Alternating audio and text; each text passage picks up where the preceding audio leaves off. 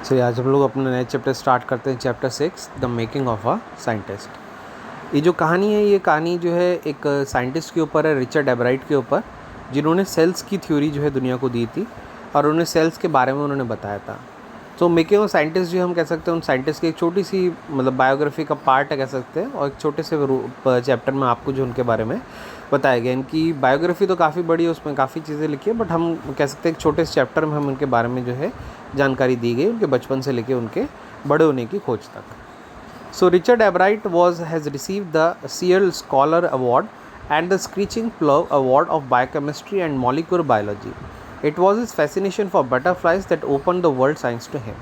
सो Richard एब्राइट को जो है काफ़ी सारे अवार्ड्स भी उनको मिले, स्कॉलरशिप्स उनको मिली, और ये बटरफ्लाइज़ के प्रति उनका प्यार था, बटरफ्लाइज़ के प्रति उनकी फैसिनेशन थी, जो उनको साइंस के रास्ते पर लेकर आए और साइंस के रास्ते उनके लिए खोले, और जिसके थ्रू ही उन्होंने जो है सेल्स की खोज करी। सोते के स्टार्ट करते हैं। At the age of 22, a former scout of the year excited the scientific world with a new theory on how cells work. तो बताते हैं 22 साल की उम्र में रिचर्ड एब्राइट ने जो है पूरे वर्ल्ड को जो है उन्होंने एक बहुत ही अच्छा गिफ्ट हम कह सकते हैं दिया उन्होंने, किस चीज़ के ऊपर, एक नई थ्योरी बना के कि सेल्स किस तरीके से जो है ह्यूमन बॉडी में काम करते हैं, उन्होंने सेल्स किस तरीके से काम करते हैं इस चीज़ की उन्होंने जो है लोगों को जानकारी दी। Richard H. Ebright and his college roommate explained the theory in an article in the Proceedings of the National Academy of Science। ठीक है, नेशनल अकेडमी ऑफ साइंस ये बहुत ही पॉपुलर, बहुत बड़ा हम कह सकते हैं क्लब है साइंस का, जिसमें बहुत ही रिकग्नाइज्ड साइंटिस्ट जो है बस वही इसका पार्ट बनते हैं। सो रिचर्ड एच एब्राइट की जो थ्योरी थी इनके ऊपर, सेल्स के ऊपर, और उनके रूममेट के साथ मिलकर उन्होंने इस आर्टिकल को जो है पब्लिश कराया proceedings of the national academy of science में, जहाँ पे इस चीज़ को बहुत ही सराहना मिली और सब लोगों ने इस चीज़ को माना भी। It was the first time this important scientific journal had ever published the work of college student। और कह सकते हैं उस टाइम पे ये पहली बार ऐसा हुआ था कि उस साइंटिफिक जर्नल ने, जिसमें बड़े बड़े साइंटिस्ट के आर्टिकल्स छपा करते थे, उनकी थ्योरीज, उनके पेपर्स छपा करते थे, पहली बार ऐसा हुआ था कि एक कॉलेज स्टूडेंट की जो साइंटिफिक खोज थी उसको इस जर्नल का पार्ट बनाया गया, जो कि बहुत ही सच में एक बहुत ही हम कह सकते हैं सराहनीय बात थी उनके लिए। And in sports that would be like making the big leagues at the age of 15। और अगर मतलब उसको समझने की कोशिश करें तो जैसे स्पोर्ट्स में हम माने से क्लब्स होते हैं, जैसे आईपीएल की टीम है, अब आईपीएल की टीम में 15 साल का कोई बच्चा आ जाए तो उसके लिए कितनी बड़ी बात होगी। ऐसे ही फीफा मतलब जो फुटबॉल होती है, फुटबॉल में भी क्लब्स होते हैं, तो उसमें कोई छोटी सी उम्र में लीग में आ जाए तो उसके लिए कितनी बड़ी बात होगी। तो उस तरीके से इसको समझाया जा रहा है कि रिचर्ड एब्राइट जो है एक छोटी सी उम्र में जो है इतने बड़े ग्रुप में वो शामिल हो गए। And hitting a home run your first time a bat, और पहली बार में क्या कर देना है, एक होम रन मार देना है। मतलब आप होम रन मतलब मैं क्रिकेट से समझाऊँ इसको तो जैसे कि फर्स्ट मैच खेला, मतलब 15 साल की उम्र में टीम में सेलेक्ट हो गए और टीम में फर्स्ट मैच में उन्होंने सेंचुरी मार दी। ऐसा काम जो है रिचर्ड एब्राइट ने करा था। होम रन जो है जनरली बेसबॉल जो गेम होता है ना उसको बोलते, उसमें होता है होम रन, तो एक पूरा सर्कल राउंड लेना होता है तो होम रन बनता है। तो ये बहुत ही अच्छा खिलाड़ी जो ज़्यादा दूर मारता है उसको ही मिलता है। सो ऐसा रिचर्ड एब्राइट ने जो है उस टाइम पे साइंस के उस क्लब में उन्होंने ऐसा काम करा। So for Richard Ebright, it was the first in a long string of achievements in science and other fields, and it all started with butterflies। तो रिचर्ड एब्राइट की हम जहाँ तक बात करें तो ये काफ़ी मतलब एक बड़ा हम कह सकते हैं चेन था जो उन्होंने साइंस में अचीवमेंट उन्होंने इतना बड़ा हासिल करा। ये नहीं कि एक बार में कर लिया, काफ़ी सारी चीज़ों को उन्होंने पड़ाव दर पड़ाव पार करा और मतलब एक स्टेप बाय स्टेप वो चीज़ें उन्होंने हासिल करी साइंस में और बाकी फील्ड्स में। और इसकी जो शुरुआत हुई उनकी साइंस के इतने बड़े मुकाम पर पहुँचने की, वो शुरुआत उनकी हुई बटरफ्लाइज से। An only child, Ebright grew up north of Reading, Pennsylvania। तो मतलब एन ओनली चाइल्ड, अपने फादर मदर के जो है वो अकेले बच्चे थे और पेंसिल्वेनिया में उनका जो है जन्म हुआ था।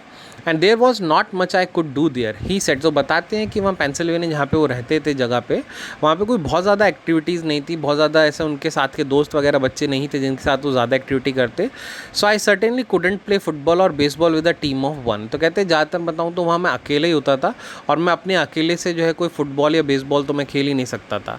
But there was one thing I could do, collect things. पर एक चीज़ थी जो मैं अकेले कर सकता था और वो था चीज़ों को कलेक्ट करना। तो उन्हें कलेक्शन का जो शौक़ था उन्हें बचपन से लगा और कह सकते हैं कि जो हालात थे उन्होंने उनको कलेक्ट करना जो है चीज़ों को सिखाया, क्योंकि उनके साथ कोई दोस्त वगैरह ऐसे फ्रेंड्स वगैरह थे नहीं जिनके साथ वो खेलते, तो अकेले ही जो है चीज़ों को करते थे। तो उन्होंने कलेक्शन ऑफ थिंग्स को अपना जो है एक शौक़ बनाया।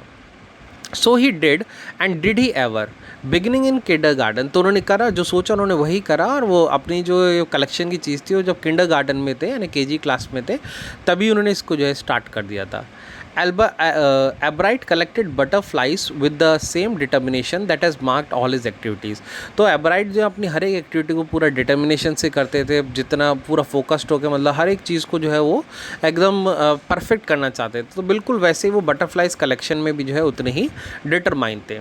He also collected rocks, fossils and coins. और ऐसा नहीं था सिर्फ बटरफ्लाई कलेक्ट करते थे, उन्होंने रॉक्स भी कलेक्ट करे, डिफरेंट फॉजिल्स भी, डिफरेंट कॉइन्स कलेक्शन भी उन्होंने करा।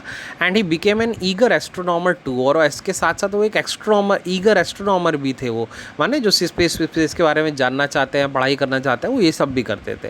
And sometimes star gazing all night. और कभी कभी जो है वो पूरी पूरी रात जो है स्टार्स को जो है ऐसा अपने टेलीस्कोप के थ्रू उसको जो है वो देखते रहते थे। From the first he had a driving curiously along with the bright mind. तो स्टार्टिंग से ही जो है वो बड़े क्यूरियस नेचर के थे, हर चीज़ को जानने की उन्हें बड़ी इच्छा रहती थी, क्यूरियोसिटी उनके मन में रहती थी, उनका माइंड जो है काफ़ी ब्राइट था चीज़ों को लेके। And he also had a mother who encourage his interest in learning. और सबसे बड़ी बात उनके पास एक ऐसी मदर थी जो उनको एनकरेज करती थी इन चीज़ों में आगे बढ़ने के लिए, उनका इंटरेस्ट क्रिएट कराती थी, उनकी हेल्प करती, उनकी मदद करती थी, कभी उनको ना नहीं कहती थी, उनके हर चीज़ में, उनका चाहे वो फेलियर हो, उनका चाहे वो अचीवमेंट हो, हर चीज़ में उनके साथ वो रहती थी। And she took him on trips. वो अक्सर जो है एब्राइट को ट्रिप्स पे ले जाती थी, और उनको टेलीस्कोप भी उनकी मदर ने ला के दिया था, माइक्रोस्कोप ला के दिया, कैमराज ला के दिए, माउंटिंग मटेरियल्स ला के दिए, and other equipment, and helped him in many other ways. और भी बहुत सारी चीज़ें जो दे सकती थी वो उन्होंने काफ़ी सारे तरीक़ों से उनको ला के दी। ठीक है, तो मतलब जो एक पेरेंट का काम होता है वो चीज़ें, संसाधन उनको देने का, वो सब उन्होंने जो है उनको दिए। मतलब बाकी चीज़ें करना, पढ़ना लिखना, खोज करना, वो तो एब्राइट के हाथ में था, पर एब्राइट को एक हम कह सकते हैं अनुकूल माहौल जो है वो उनकी मदर ने उनको तैयार करके दिया, जिसको वो जो है काफ़ी सराहते हैं और वो काफ़ी मानते हुए कि इस चीज़ में उनकी मदर का जो है काफ़ी अच्छा योगदान है कि आज जो है वो इतने बड़े साइंटिस्ट हैं, ऐसा वो मानते हैं। So I was his only companion until he started school, his mother side. तो उनकी मदर भी बताती हैं कि जब तक वो अपने स्कूल उन्होंने स्टार्ट करा तब तक मैं ही अकेली उनकी जो है कंपेनियन होती थी, क्योंकि वो बताते थे जिस जगह वो रहते थे वहाँ इतने ज़्यादा लोग थे नहीं। So after that I would bring home friends for him. और कहते उसके बाद जो है फिर मैं उनके लिए दोस्त वगैरह भी जो है लेकर आती थी।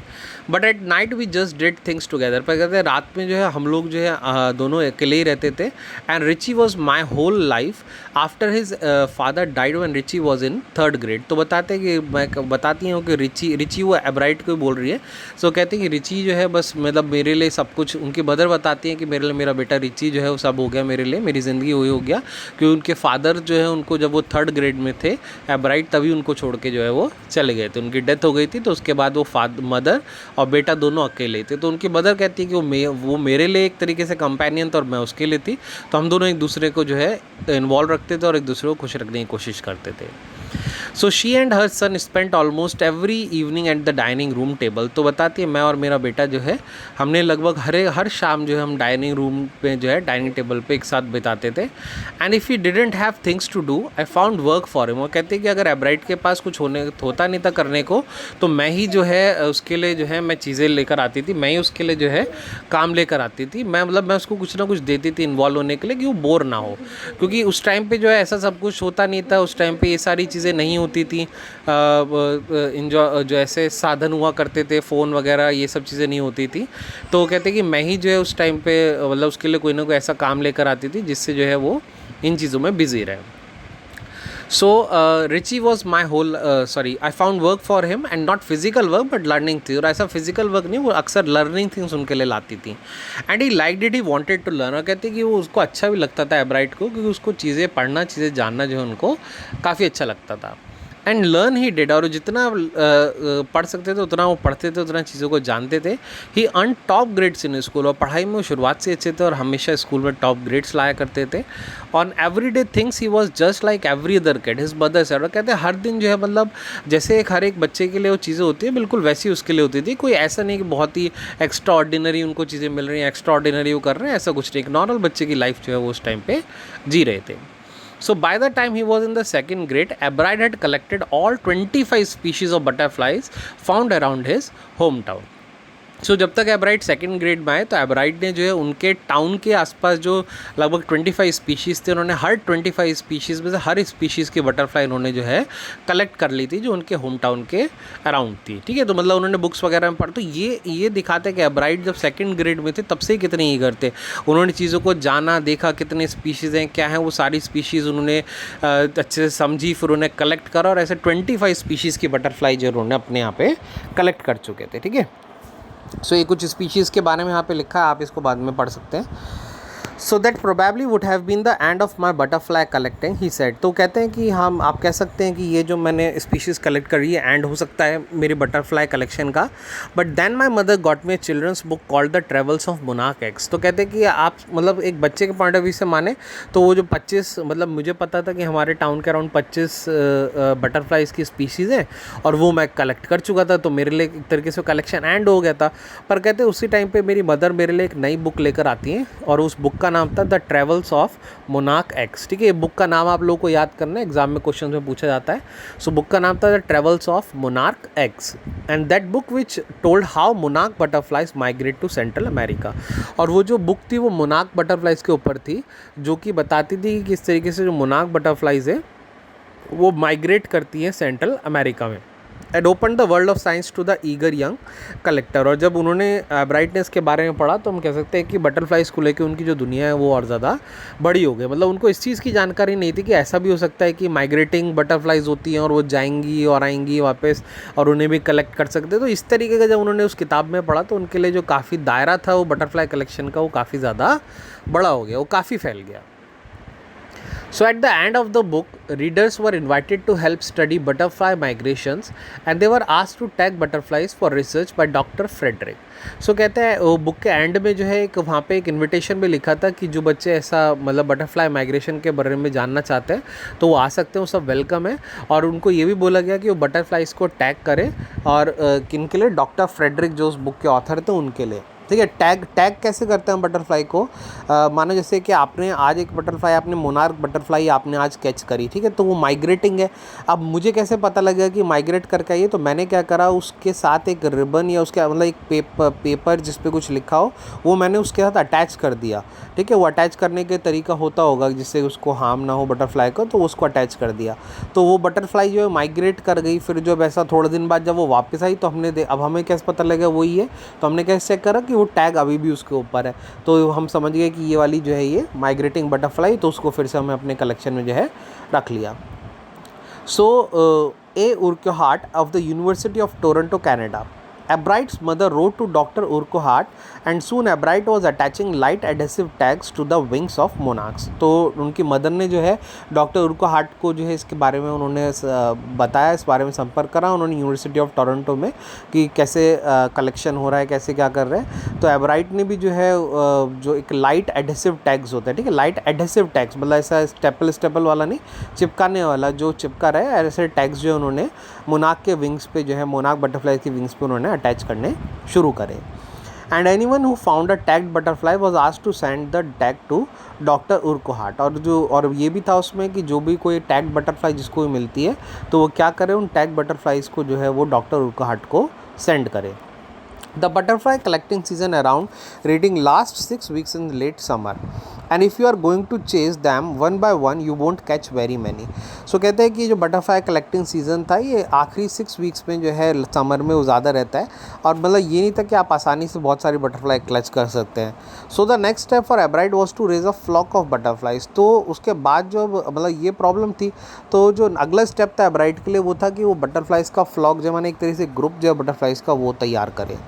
So he would catch a female monarch, take her eggs and raise them in his basement through their life cycle। तो फिर उन्होंने यही करा, उन्होंने एक फीमेल मोनार्क को उन्होंने कैच करा और उसके एग्स को जो है उन्होंने जो है प्रिजर्व करा और जो है एक मतलब एक तरीके से एक फैमिली उन्होंने जो वहाँ पे बटरफ्लाइज की डेवलप करी।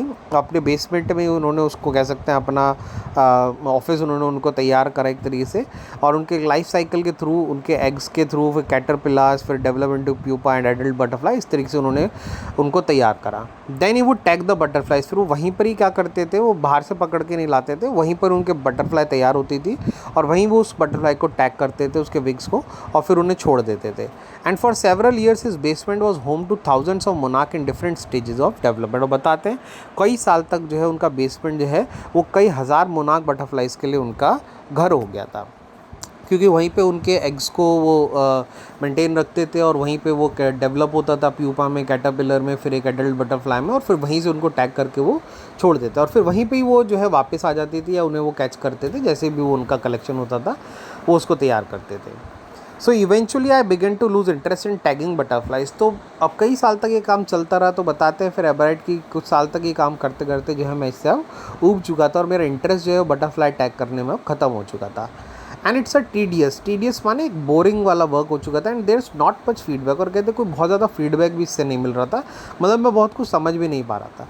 एबराइट said in all the time I did it he laughed. और कहते हैं बट फिर भी मैंने सारे टाइम जो यही करा, और ये बात कहते हुए वो हंसते हैं। ओनली 2 बटरफ्लाइज आई टैग्ड वर रिकैप्चर। कहते बताओ इतने साल मैंने ये सब करा भी, और जब भी कहते मैं करता था तो और मतलब उनको छोड़ता तो कहते उनमें से आप समझ सके कि मैं सिर्फ 2 ही बटरफ्लाइज को जो जिन्हें मैंने टैग करा था, उन 2 ही बटरफ्लाइज को जो मैं रिकैप्चर कर पाया। And they were not more than 75 miles from where I lived. और कहते वो भी जो थी वो भी मेरे घर से 75 माइल से ज़्यादा की दूरी पर नहीं गई थी, जिनको मैंने दोबारा से कैच करा था। तो ये कहते वो हंसते हैं कि मतलब इसमें मेहनत बहुत लगी उनकी, पर उनको आउटपुट या फीडबैक जो है कुछ बहुत ज़्यादा उनको इसमें नहीं मिला। So then in the 7th grade he got a hint of what real science is when he entered a county science fair and lost। तो कहते हैं जो असली साइंस के बारे में हम कह सकते हैं, जो उनका साइंस वर्ल्ड में उनका एक इंट्रोडक्शन था या साइंस वर्ल्ड में उनका आना था, वो था कि जब उन्हें एक रियल साइंस कंपटीशन हुआ उनके काउंटी साइंस फेयर में, तो वहाँ पर उनको मौका मिला जाने का और वो वहाँ पे हार गए। तो वो जो हार थी उस हार से उन्हें बहुत बड़ा सबक उनको मिला। And it was really a sad feeling to sit there and not getting anything while everybody else had won something. क्योंकि ये सब एक उनके लिए, एबराइट के लिए मानना था कि मेरे लिए बहुत ही मतलब बुरी बात थी, मेरे लिए बहुत ही एक दुख होने वाली बात थी कि जहाँ पर सब लोग जो भी साइंस प्रोजेक्ट बना के लाए थे उन सबको कुछ ना कुछ सबको मिल रहा था, पर मैं अकेला वहाँ पे था जिसको वहाँ पे कुछ भी नहीं मिला। So is entry was slides of frog tissues, क्योंकि जो उनकी एंट्री थी वो वहाँ पे साइंस फेयर में वो फ्रॉग टिश्यूज़ के ऊपर उस एंट्री को लेकर गए थे। And which he showed under a microscope, और वो उन टिश्यूज़ को जो माइक्रोस्कोप के अंडर दिखाते थे अपने उसमें प्रोजेक्ट में, वहाँ जो भी लोग आते थे। And he realise the winners had tried to do real experiments not simply make a neat display. तो फिर उन्होंने वहाँ पे ये चीज़ सीखी कि साइंस फेयर में जो विनर्स थे, जो लोग जीत रहे थे, वो सब एक रियल एक्सपेरिमेंट लेकर आए थे, वो सब एक रियल एक्सपेरिमेंट दिखा रहे थे, ना कि एक नीट डिस्प्ले दिखा रहे थे। तो वहाँ पर एबराइट जो गए तो एबराइट के पास कोई एक्सपेरिमेंट नहीं था, पर एबराइट के पास एक बहुत ही नीट एंड क्लीन डिस्प्ले था टिश्यूज़ का, वो फ्रॉग टिश्यूज़ का, जो सब जानते थे, पर उन्होंने बहुत नीटली उसको डिस्प्ले करा था और वो अपना साइंस में जो है वो वहाँ पे लेके गए थे। ठीक है, सो तो उनको दिखा कि यार नीट डिस्प्ले जो है वो विनर नहीं बनवा सकता, हमको कोई ना कोई रियल एक्सपेरिमेंट जो है करना पड़ेगा। So already the competitive spirit that drives Richard Ebright was appearing. And तो अब उनके अंदर जो कहीं ना कहीं हम कह सकते हैं जो कंपटीशन वाली फीलिंग थी या जो कॉम्पिटिटिव स्पिरिट थी उनके अंदर रिचर्ड के, वो कहीं ना कहीं अपीयर होने लगी थी। And I knew that for the next year's fair I would have to do a real experiment he said. वो कहते हैं कि मैं समझ गया था अगले साल के लिए जो मेरे को कोई ना कोई एक रियल एक्सपेरिमेंट मेरे को तैयार करना ही पड़ेगा।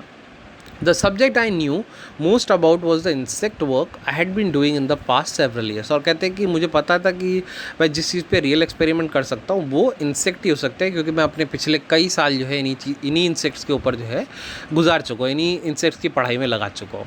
सो he wrote to doctor Urquhart for ideas. तो उन्होंने डॉक्टर उर्कोहार्ट को जो है आइडियाज़ के बारे में लिखा कि आप मुझे कुछ आइडियाज़ दें जिससे मैं एक रियल एक्सपेरिमेंट तैयार कर सकूं। And back came a stack of suggestions for experiment. और उसका जो रिप्लाई आया डॉक्टर उर्कोहार्ट का उस लेटर का, तो वो बहुत ही सारे उन्होंने उस पर सजेशंस दिए, बहुत सारे उन्होंने एक्सपेरिमेंट्स उनको बताया कि तुम ये सब जो है वहाँ पर ट्राई कर सकते हो। And those kept Ebright busy all through high school and led to prize projects in county and international science fair। और बताते हैं उन आइडियाज़ और एक्सपेरिमेंट्स के ऊपर एब्राइट ने अपने हाई स्कूल में जो अपने आप को पूरा उन्हीं में बिजी रखा पूरा साल, और वो जो प्रोजेक्ट उन्होंने तैयार करे वो सिर्फ काउंटी फेयर में ही उनको प्राइज़ नहीं दिलाया, बल्कि इंटरनेशनल साइंस फेयर्स में भी उनको काफ़ी सारे अवार्ड मिले। And for his 8th grade project, Ebright tried to find the cause of a viral disease that kills nearly all monarch caterpillars every few years. So कहते हैं जब 8th grade में थे तो एब्राइट ने जो है वो वायरल डिजीज़ को उन्होंने ढूंढा जिससे कई सारे मोनार्क कैटरपिलर्स जो है काफ़ी साल के अंदर जो है वो डेथ हो गई थी उस वायरल डिजीज़ की वजह से. So Ebright thought the disease might be carried by a beetle. तो उनको क्या लगता था एब्राइट को कि वो जो बीमारी है वो जो वायरल वाली बीमारी है वो कहीं ना कहीं बीटल की वजह से जो है वो उनमें कैरी होती है. वो मोनार्क कैटरपिलर्स में जो है वो बीटल्स की वजह से फैलती है. So he tried raising caterpillars in the presence of beetle. तो उन्होंने यही करा कि उन कैटरपिलर्स को जो है उन्होंने तैयार करना शुरू करा. कह सकते हैं कैटरपिलर्स को उन्होंने जो है रेज करना शुरू करा उन बीटल्स जो इंसेक्ट थे उनके प्रेजेंस में. And I didn't get any real result he said. तो बताते जब मैंने ऐसा एक्सपेरिमेंट करा तो मुझे कुछ बहुत ज़्यादा इसमें जो है नहीं मिला, कोई बहुत ज़्यादा खोज मैं इस पर नहीं कर पाया. But I went ahead and showed that I had tried the experiment and this time I won. पर कहते हैं मैं फिर भी उसमें आगे बढ़ा और मैंने लोगों को दिखाया कि मैंने एक एक्सपेरिमेंट मैंने करने का सोचा और मैं इस एक्सपेरिमेंट में यहाँ तक पहुँच गया. और कहते हैं इसी बात पर जो है मैंने क्या कर लिया, उस प्रोजेक्ट को जो है मैं जीत गया, उस कंपटीशन को मैं जीत गया सिर्फ इसी चीज़ पे, इसी बात पे कि मैंने जो है इस चीज़ का एक्सपेरिमेंट करा. मतलब वो एक्सपेरिमेंट अभी कामयाब भी नहीं हुआ था, वो एक्सपेरिमेंट अभी पूरा भी नहीं हुआ था, पर उन्होंने जब लोगों को दिखाया कि वो इस चीज़ के बारे में सोच रहे हैं और इस चीज़ के बारे में बनाने की तैयारी कर रहे हैं तो वो उसी चीज़ को लेकर जो है वो जीत जाते हैं. The next year is science fair project was testing the theory that viceroy butterflies copy monarchs. ठीक है, इसको अंडरलाइन करेगा. यहाँ पे आप थोड़ा सा कंफ्यूज हो जाएंगे. अभी हम कौन सी बटरफ्लाई के बारे में बात कर रहे थे? हम बात कर रहे थे मोनार्क बटरफ्लाइज के बारे में. ठीक है, अब एक दूसरी बटरफ्लाई है जिसका नाम है वाइसरॉय बटरफ्लाइज. तो अब अगले साल जो उनके लिए एक साइंस फेयर प्रोजेक्ट में टॉपिक था वो ये था कि वो थ्योरी को टेस्ट करना चाहते थे जिसमें वाइसरॉय बटरफ्लाई किसको कॉपी करती है, मोनार्क्स को कॉपी करते हैं. ये उनका मानना था. ये उसमें जो है सजेशन था कि जो मतलब जो उनका टॉपिक था वो ये था कि उनको ये दिखाना था लोगों को कि जो वाइसरॉय बटरफ्लाइज होती हैं जो कि एक स्पीशीज़ है बटरफ्लाई की, वो मोनार्क बटरफ्लाइज को कॉपी करती हैं. The theory was that viceroys look like monarchs because monarchs don't taste good to birds. तो अब वाइसरॉय का क्या उनका ऐसा उनकी थ्योरी ये थी, उनकी थ्योरी ये एक्सप्लेन करती थी कि वाइसरॉय बटरफ्लाई मोनार्क को क्यों कॉपी करती है, क्योंकि मोनार्क बटरफ्लाइज को जो है वो बर्ड्स खाते नहीं थे, क्योंकि मोनार्क बटरफ्लाई जो है वो टेस्ट में बर्ड्स के लिए अच्छी नहीं होती होगी, सो इसलिए वो उन्हें खाते नहीं थे. तो वाइसरॉय बटरफ्लाई भी मतलब बोलते इतनी चालाक होती थी कि वो क्या करती थी, मोनार्क के जो विंग उनके जो उस पर डिज़ाइन होता था उनके विंग्स पे, तो उनको और उनकी चीज़ों को कॉपी कर लेती थी. तो ये चीज़ एक्सप्लेन करना था through a theory, through a scientific research. तो यही रिसर्च जो है वो एब्राइट ने करना शुरू करा.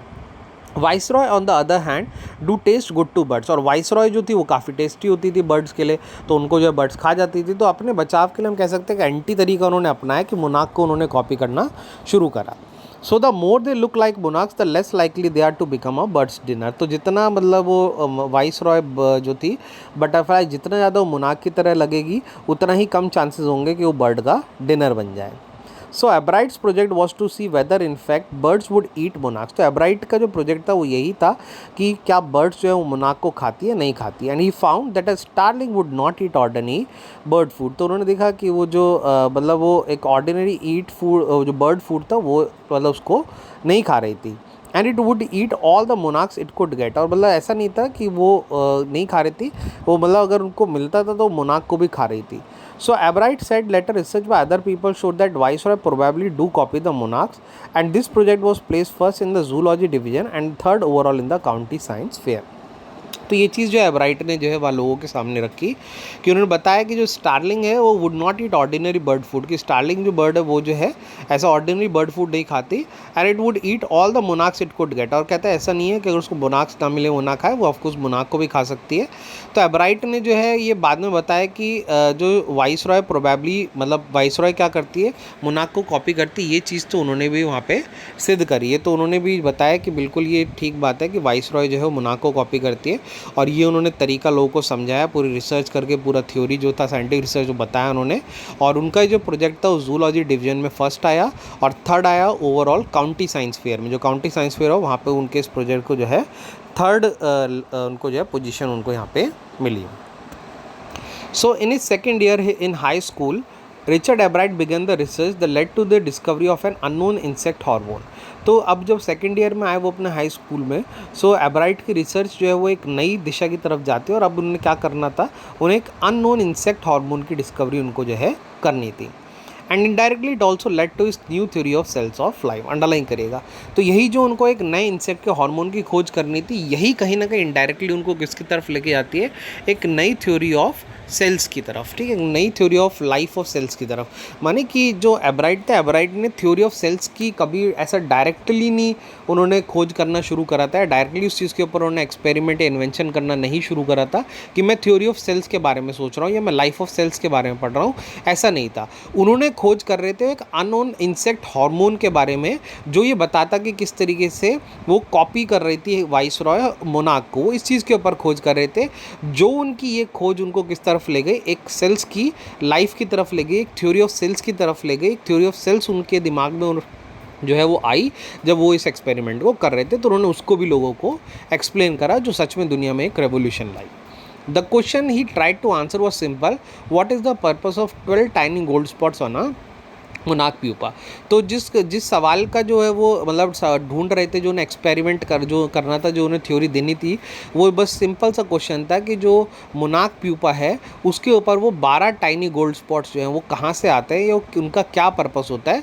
बस इस चीज़ का उनको जो है लोगों को जवाब देना था। और सबको क्या लगता था, everyone assume the spots were just ornamental. सबको लगता था कि वो जो स्पॉट्स हैं वो बस ऑर्नामेंटल है, माने वो सजावट के लिए उसके पंख पे आ जाते, वो उसको सुंदर बनाते, बस ऐसा लोगों का मानना था। एब्राइट का कहना था कि लोग ऐसा समझते थे, but doctor Urquhart didn't believe it. But doctor Urquhart जो थे उनको इस चीज़ पे बिलीव नहीं था, उनको पता था कि ये कोई ऑर्नामेंटल नहीं है, ऑफकोर्स उनका मोनार्क की बॉडी से कोई ना कोई लेना देना ज़रूर होगा।